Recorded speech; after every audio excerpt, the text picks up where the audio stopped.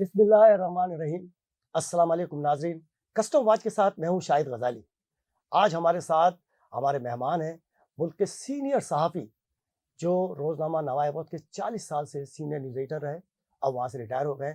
تو آپ کا اس صحافت کے اندر ایک بڑا مشاہدہ ہے، تجربہ ہے آپ کا۔ تو ہم آج بات کریں گے جناب حاجی مجاہد صاحب سے کہ حاجی مجاہد صاحب نے صحافت کے اندر کیسا وقت گزارا، اور حاجی مجاہد صاحب صحافت کو کیسے دیکھتے ہیں، پچھلا دور کیسا تھا، آج کا دور کیسا ہے، اور کچھ گفتگو کریں گے سیاست کے اوپر کہ سیاست ہمارے ملک میں کیا تھی اور کیا چل رہی ہے، کیا ہونے والا ہے۔ تو بات کریں گے حاجی مجاہد صاحب، السلام علیکم۔ وعلیکم السلام۔ مجاہد صاحب بتائیے گا، جی مجاہد صاحب میرے کیونکہ استاد بھی ہیں تو میں گفتگو کرتے ہوئے بڑا لحاظ مجھے کرنا پڑے گا، کیونکہ مجاہد صاحب اتنے سینئر ہیں۔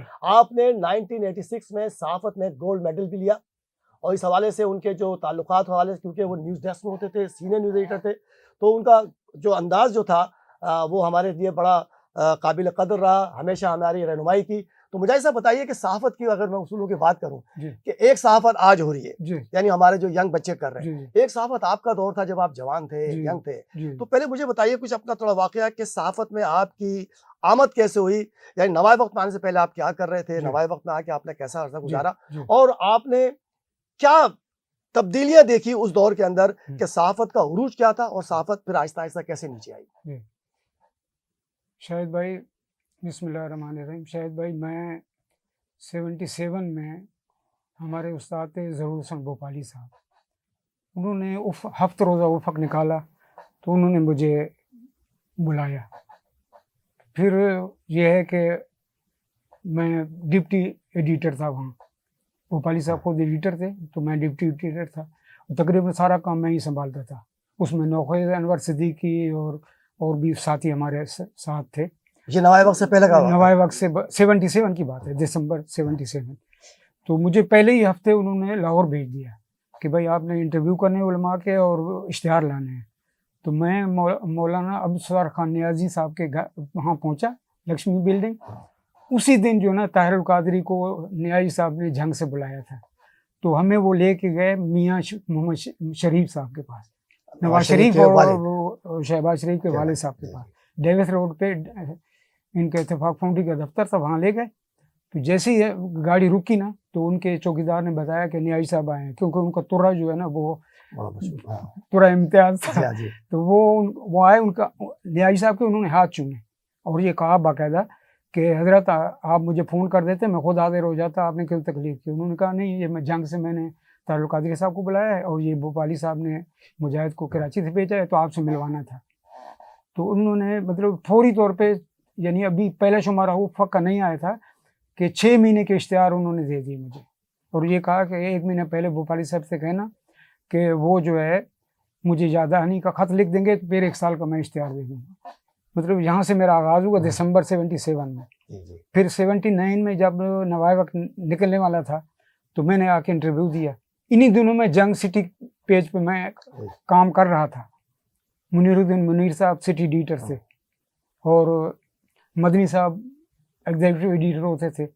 تو میں افق میں کیا امتیازی بات کیا تھی؟ امتیازی بات افق کی یہ تھی کہ وہ واحد ہفت روزہ تھا جس میں یعنی میگزین بھی تھا، خبریں بھی تھیں، اداریہ بھی تھا، ہر چیز ہوتی تھی اس میں، اور وہ تقریباً اس کی لارجسٹ جو ہے نا سرکولیشن تھی۔ اور یہاں تک تھا کہ اتوار کے روز وہ شمارہ آتا تھا تو جنگ جیسا اخبار اسے خبر لفٹ کر کے سپر لیڈ تک جنگ نے لگائی ہیں ہمارے ہفت روز افق کراچی کی خبریں لفٹ ہوتی تھی، اس کے حوالے سے لفٹ ہوتی تھی۔ یہ معیار تھا، اتنا مطلب ایسا معیار تھا کہ یعنی جنگ جیسا اخبار، ڈیلی اخبار، وہ اس کے حوالے سے خبر جو ہے نا وہ فرنٹ پیج پہ سپر لیڈ تک لگائی ہے۔ جی جی ٹھیک جی۔ اچھا تو یہ بتائیے کہ پھر آپ کا نوائے وقت میں کیسے انٹری ہوتی ہے؟ نوائے وقت میں جب نکلنے لگا تو بھوپالی صاحب نے مجھے کہا کہ نوائے وقت کراچی سے نکل رہا ہے تو آپ چلے جاؤ انٹرویو دے آؤ۔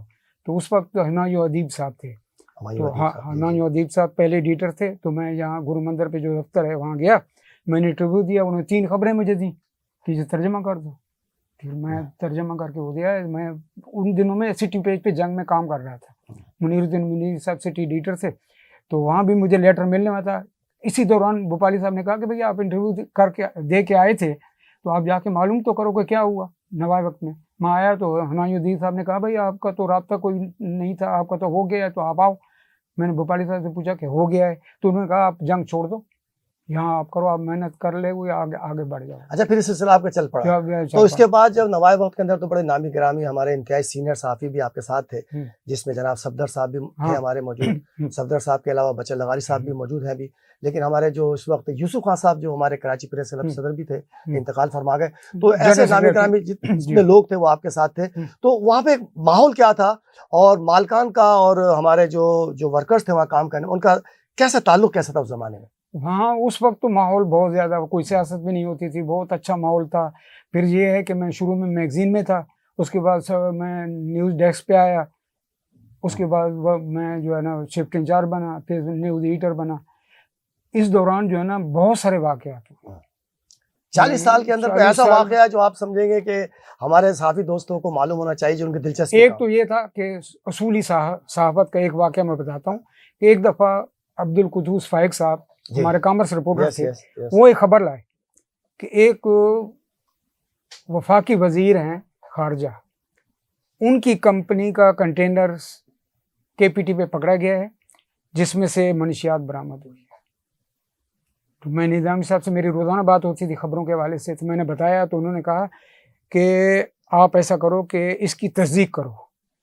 وہ کمپنی لاہور میں ہے, تو آپ لاہور میں کامرس رپورٹر سے کہو کہ وہ اسٹاک ایکسچینج سے معلومات کر کے کنفرم کرے کہ وہ جو وزیر صاحب ہیں اس کمپنی کے ڈائریکٹر ہیں یا کوئی حصے دار ہیں یا نہیں ہیں. خبر سچی ہے تو تصویر سمیت چھاپو, سچی ہونی چاہیے. میں نے معلومات کی تو 1 گھنٹے بعد مجھے لاہور سے بتا دیا کہ یہ جو کمپنی ہے اس میں وہ ڈائریکٹر ہیں. ہاں, تو وہ پھر اس کی تصویر سمیت کنٹینر کی ہم نے خبر وہ چھاپی. نظامی صاحب یہ منع نہیں کہ انہوں نے کہا خبر سچی ہو تو چلائے, تو آپ ہر صورت چلاؤ, بالکل کوئی اس میں رعایت کی ضرورت نہیں, سچی ہونی چاہیے, یہ گارنٹی ہو. تو میں نے کنفرم کر کے وہ خبر چلائی. تو مطلب یہ ہے کہ نظامی صاحب, پھر یہ ہے کہ ایسے واقعات ہوئے کہ ہمارے دفتر جل گیا, دھماکہ ہوا, ٹھیک ہے, تو ہم ڈیفینس چلے گئے. اس دوران جو ہے نا 2004 میں ایک بارش ہوئی تھی جس میں پورا شہر ڈوب گیا تھا. اس دن میں بلدیہ ٹاؤن میں رہتا تھا, میں موٹر سائیکل گھر چھوڑا ہے اس لیے کہ موٹر سائیکل چل ہی نہیں سکتی تھی, بہت زیادہ پانی تھا. میں بس پہ بیٹھا اور گرو مندر آفس آیا.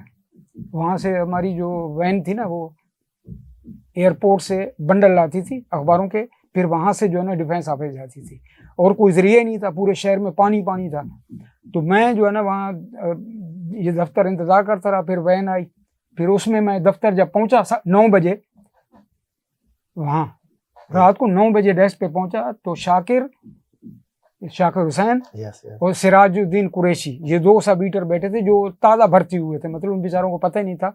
اور اس سے بڑا ٹیبل ہوتا تھا نیوز ڈیسک کا, یعنی بہت کم عمل آیا تھا, اس لیے کہ بارش ہو گئی تھی تو بہت سارے ڈیسک خالی پڑے تھے.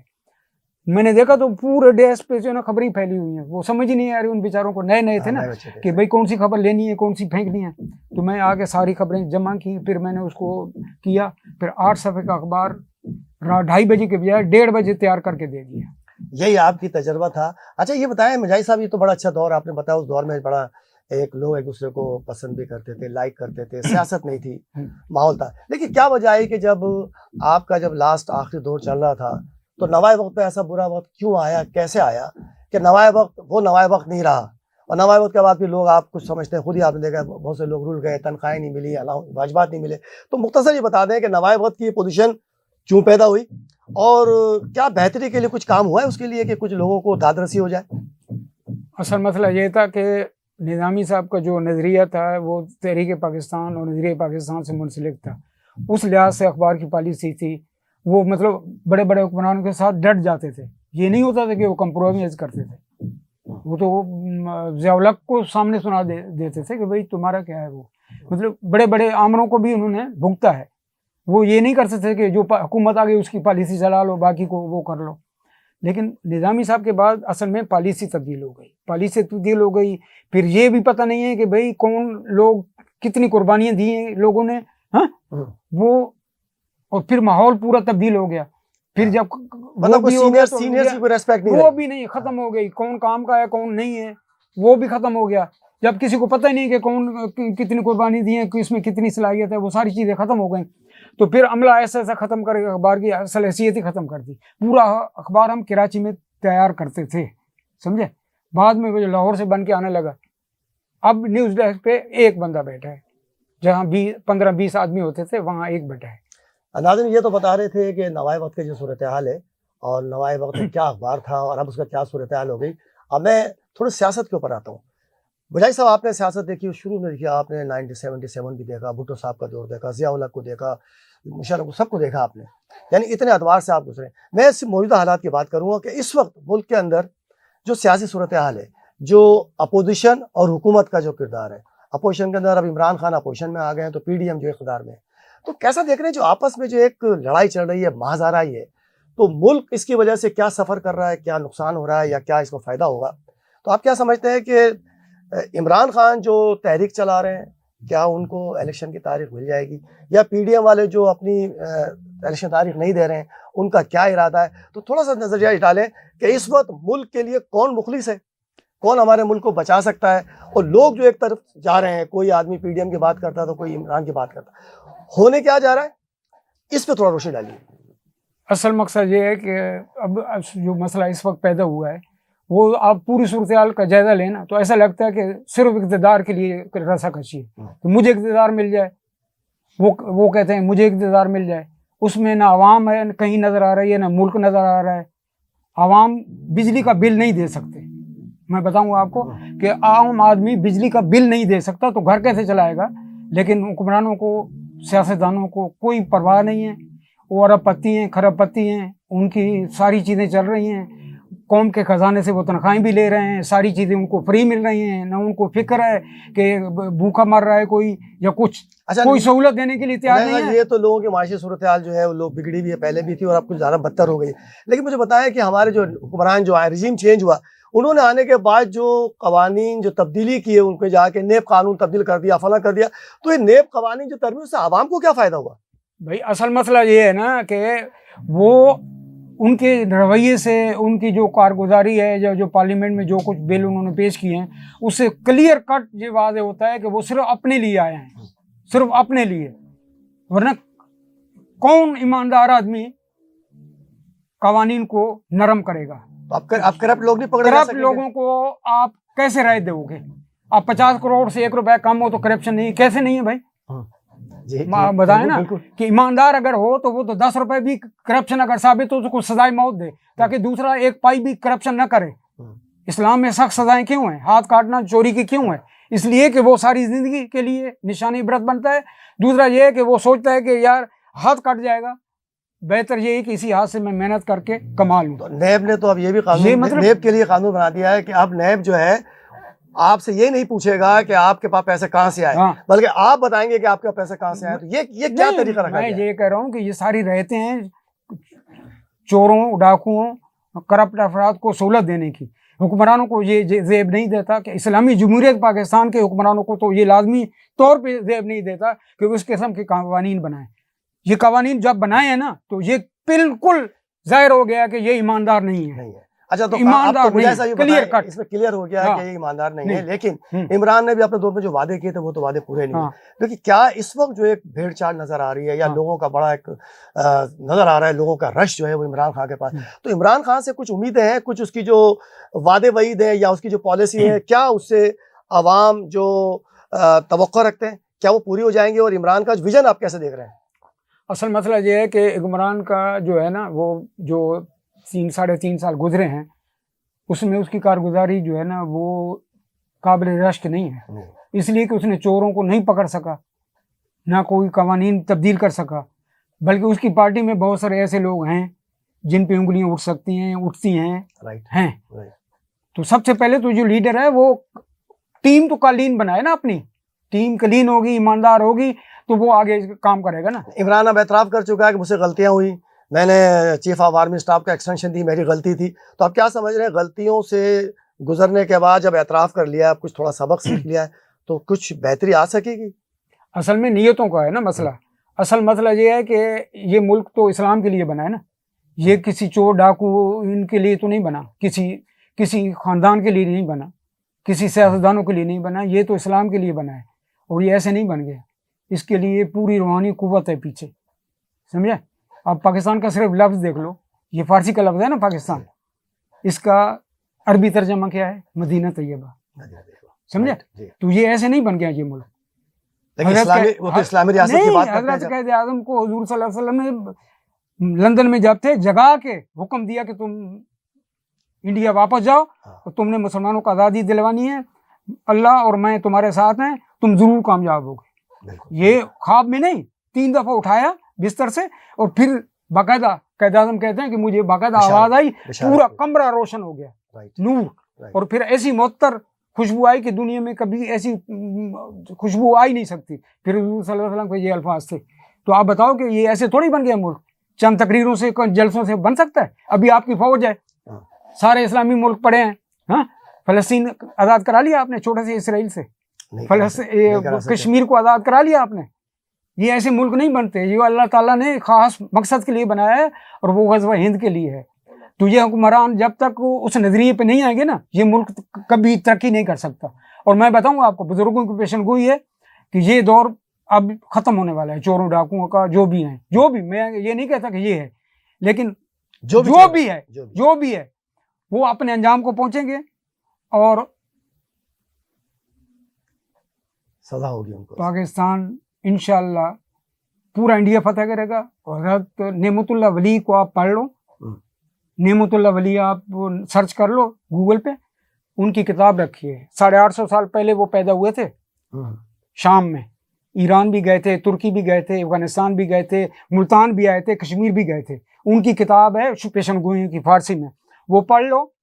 وہ 850 سال میں انہوں نے نام تک دیے ہیں، اور آئندہ جو کچھ ہوگا وہ انڈیا پہ غالب آئیں گے.